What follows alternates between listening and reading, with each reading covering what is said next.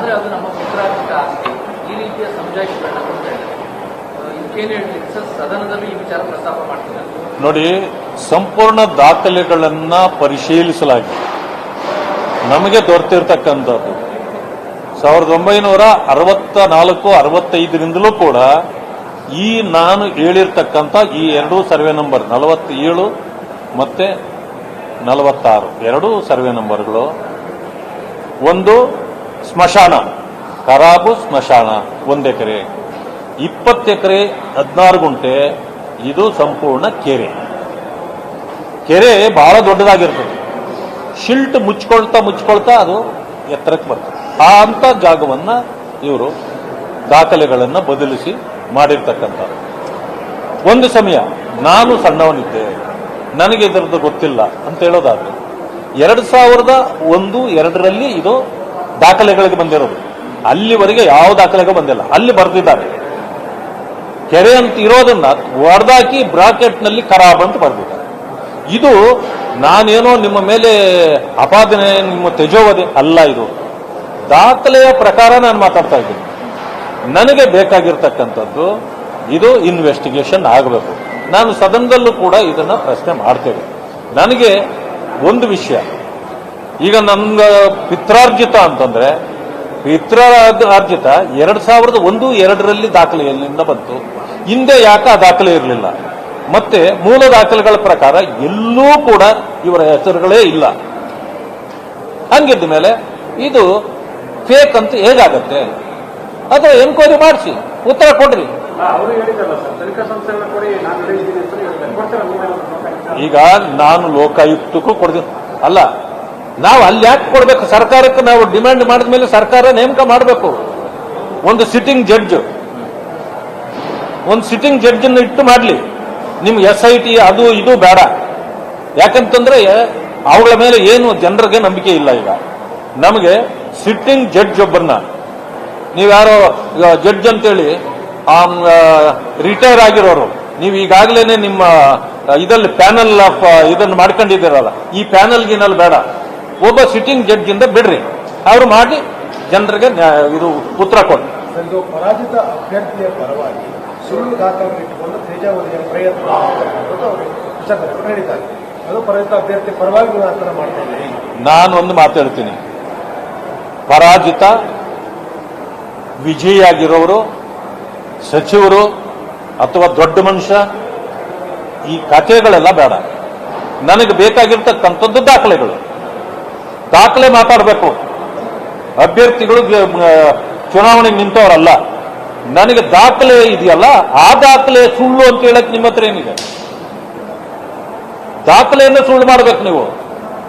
ಅದಕ್ಕೆ ಎನ್ಕ್ವೈರಿ ಮಾಡ್ರಿ. ಇನ್ನೊಬ್ಬರ ಮೇಲೆ ಗೂಬೆ ಕೂರಿಸ್ತಕ್ಕಂಥದ್ದು ಬೇಡ.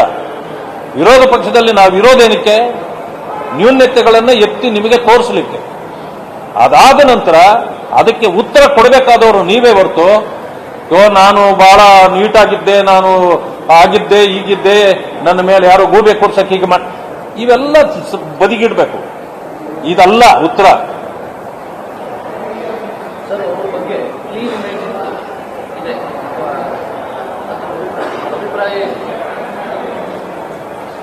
ಈಗ ಕ್ಲೀನ್ ಇಮೇಜ್ ಹೊಟ್ಟೋಯ್ತಾ?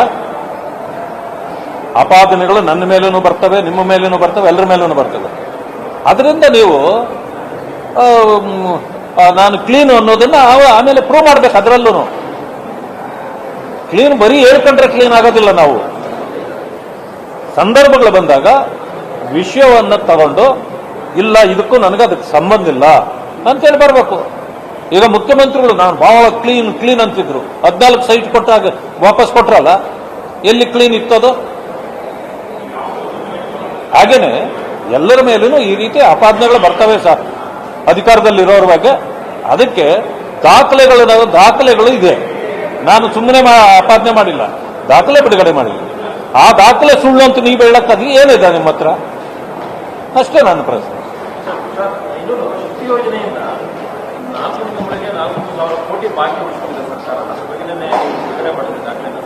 ನೋಡಿ, ಇವರೇನು ಗ್ಯಾರಂಟಿಗಳು ಜನರಿಗೆ ಕೊಡ್ತಾ ಇದ್ದೀವಿ ಅಂತ ಹೇಳ್ತಿದಾರೋ, ಆ ಗ್ಯಾರಂಟಿಗಳೇ ಮೋಸದ ಗ್ಯಾರಂಟಿಗಳು.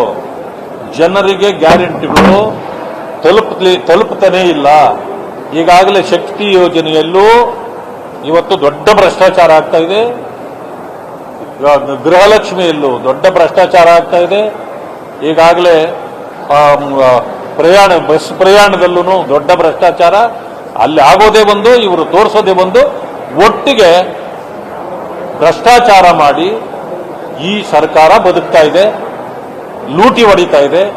ಆ ಕಾರಣದಿಂದ ನಾವು ಇದನ್ನೆಲ್ಲ ಎತ್ತಿ ತೋರಿಸಿದ್ರು ಕೂಡ ಅವರು ಒಪ್ಕೊಳ್ಳಕ್ಕೂ ರೆಡಿ ಇಲ್ಲ.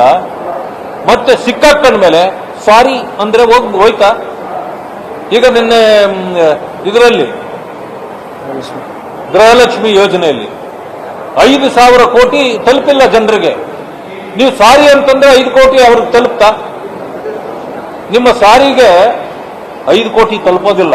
ಮೊದಲು ನೀವು ಆ ಹಣ ಅವರಿಗೆ ಕೊಡಬೇಕು.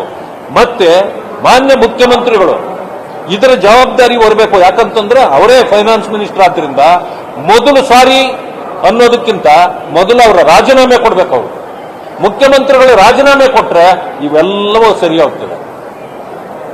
ಇದೆಲ್ಲಕ್ಕೂ ಕಾರಣ ಅವರೇ.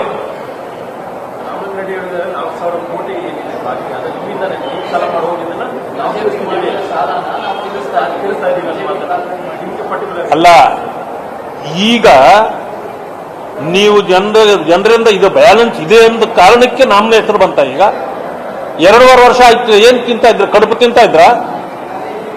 2.5 ವರ್ಷದಿಂದ ಸರ್ಕಾರ ಏನ್ ಕಡುಬು ತಿಂತಾ ಇತ್ತಾ?